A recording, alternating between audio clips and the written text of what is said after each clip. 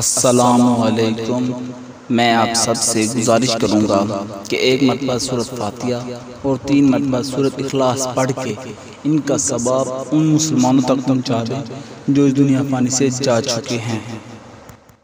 امام علی علیہ السلام رستے سے گزر رہے تھے، دیکھا ایک شخص اداس بیٹھ کے کچھ سوچ رہا تھا۔ امام علی علیہ السلام قریب گئے اور اس کے چہرے کو دیکھ کے اس کے دل کے حال کو جان گئے، لیکن اس کے ترجمان کے لیے فرمانے لگے، اے بندہ خدا کیا سوچ رہے ہو؟ اس نے کہا، یا علی آپ تو دلوں کے راز جانتے ہیں، میں کافی دنوں سے یہ محسوس کر رہا ہوں کہ میری بیوی مجھ سے پیار نہیں کرتی، میرا اس طرح سے احترام نہیں کرتے، اس کے پیچھے کیا وجہ ہے؟ بس یہ کہنا تھا۔ تو امام علی علیہ السلام نے فرمایا، اے شخص یاد رکھنا، اللہ نے عورت کو احساس کی مٹی سے بنایا ہے، اس کا دل حکومت کرتا ہے، اس کے احساسات حکومت کرتے ہیں۔ عورت اپنے رشتوں اور زندگی کو دل کے ترازو میں تولتی ہے۔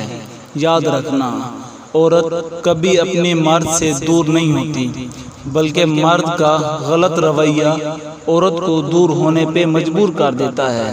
میں نے اللہ کے رسول سے سنا کہ جو انسان اپنے عورتوں کی عزت نہیں کرتا، لوگوں کے سامنے اسے بے عزت کرتا ہے، اس کی چھوٹی چھوٹی باتوں کی تعریف نہیں کرتا، اس کو اپنا غلام سمجھتا ہے، تو یوں وہ عورت کے دل سے اپنے لیے محبت کو مٹا دیتا ہے۔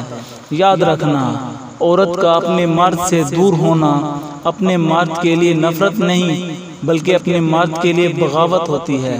تو وہ کہنے لگا، یا علی اس بغاوت کو کیسے ختم کیا جائے؟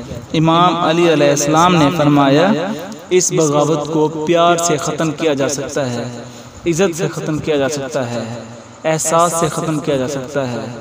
اپنی عورت کو وہ مقام دو جو وہ اپنے لیے چاہتی ہے، اپنی عورت کو وہ عزت دو جو وہ اپنے لیے سوچتی ہے، اپنی عورت کو وہ پیار دو جس کا وہ حق تم پہ رکھتی ہے۔ اے شخص، اگر تم نے اپنی عورت کو صرف یہ چند چیزیں دی تو زندگی بھر وہ تمہاری عورت تمہاری ہی ہو کے رہے گی۔